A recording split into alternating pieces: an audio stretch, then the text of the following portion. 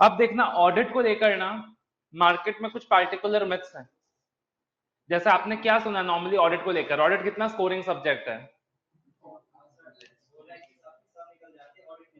सबके सब निकल जाता है, ऑडिट नहीं निकलता है। बिल्कुल सही बात है, यही सुनने को मिलता है, राइट। सालों साल निकल जाते हैं, अटेम्प्ट पे अटेम्प्ट लग जाते हैं, तारीख पे तारीख आ जाती है, बट ऑडिट नहीं निकलता।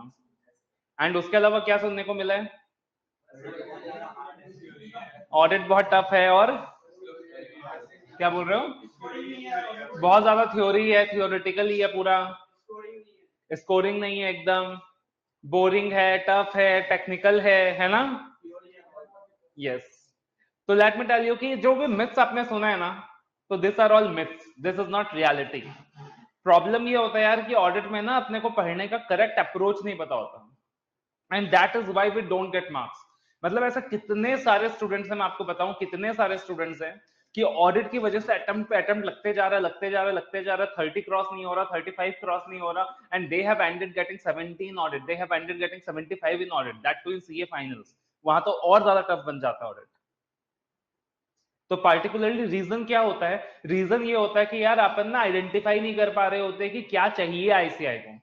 हम जो डिलीवर करते हैं that does not matches with the ICAI expectations, and there are a lot of reasons कि अपने को मार्क्स नहीं आ रहा होता ऑडिट में। There are a lot of reasons कि अपने को वो चीजें टफ लग रही होती है, राइट। तो वो रीजंस एक बार समझना जरूरी है ताकि अपने मन से वो चीज क्लियर हो जाए कि ऐसा नहीं है। क्योंकि काफी लोग जब बैठते हैं ना ऑडिट के क्लासेस में, तो उनका पहला सेंटेंस यही होता है, मोस्ट ऑफ देम, कि सर बस ऑडिट में पास करवा दो, बाकी सब्जेक्ट्स में हम लोग देख लेंगे। लेकिन again auditing is a subject कि यार सिर्फ इसमें पास होने का मत सोचो, इसमें एग्जम्पशन लाने का सोचो। एंड ऑडिट में एग्जम्पशन पॉसिबल है, 60-70 मतलब इजिली पॉसिबल ऑडिट में। एंड जितना बाकी सब्जेक्ट स्कोरिंग है ना, उतना ही ऑडिट भी स्कोरिंग है। बट मार्क्स नहीं आता तो उसका बहुत सारा कारण है मार्क्स नहीं आने का।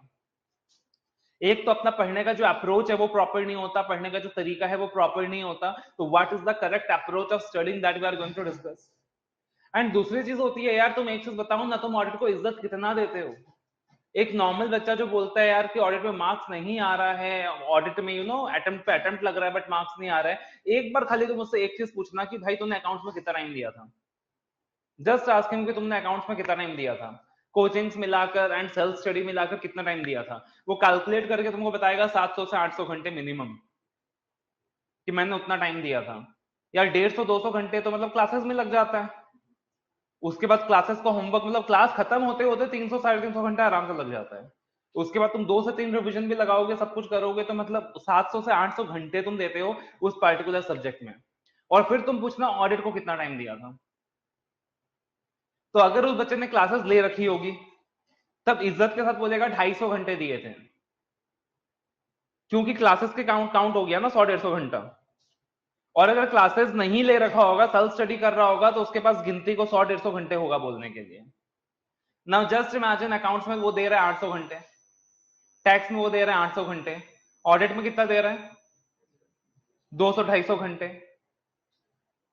तो यार रेशियो एनालिसिस कर लो, मार्क्स तो ये भी 100 मार्क्स का ही है, अकाउंट्स भी 100 मार्क्स का ही है, टैक्स भी 100 मार्क्स का ही है, बट वहां पे बच्चा 800 घंटे भी देने को तैयार है, यहाँ पे वो 200 से 250 घंटे से ज्यादा देने को तैयार नहीं है, राइट। और लास्ट में मार्क्स कितने आ रहे होते हैं? मार्क्स में यही डिफरेंस होता है यार कि मैं भी अकाउंट्स में हर किसी को 70-80 तो आता नहीं है, तो मे बी ऑन दो subjects on an average you get 58-59, और on audit on an average a student gets 38-39।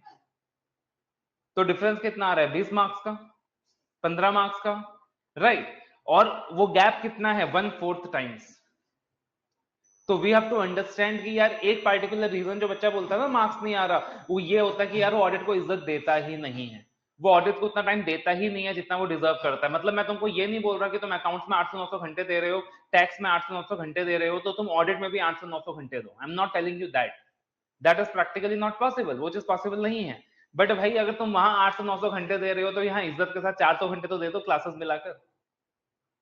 Subject तो ये भी 100 मार्क्स का है, right, and there is no shortcut to success.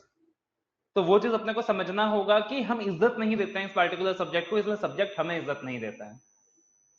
और दूसरी चीज what we have to understand is कि हमारा जो पढ़ने का अप्रोच है ना, वो अच्छा नहीं होता, पढ़ने का अप्रोच सही नहीं होता। Believe me, mark my words, I am saying you this as a experience, you know, being a chartered accountant, clearing my exams and helping thousands of students in this journey to clear the exams, कि अगर आपका पढ़ने का approach सही है, आप fail नहीं हो सकते हो। मतलब मैं आपको रिजनेबल एश्योरेंस दे सकता हूं कि आप फेल नहीं हो सकते हो। एज ए ऑडिटर हम पढ़ेंगे कि आप भी रिजनेबल एश्योरेंस दे पाओगे अपने ओपिनियन के ऊपर।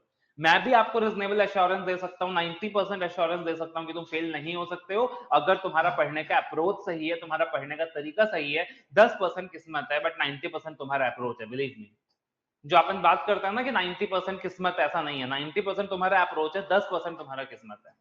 अगर अपना अप्रोच सही है, तुम बिल्कुल भी फेल नहीं हो सकते हो। नॉट ओनली ऑडिटिंग, किसी भी सब्जेक्ट में फेल नहीं हो सकते हो। ठीक है।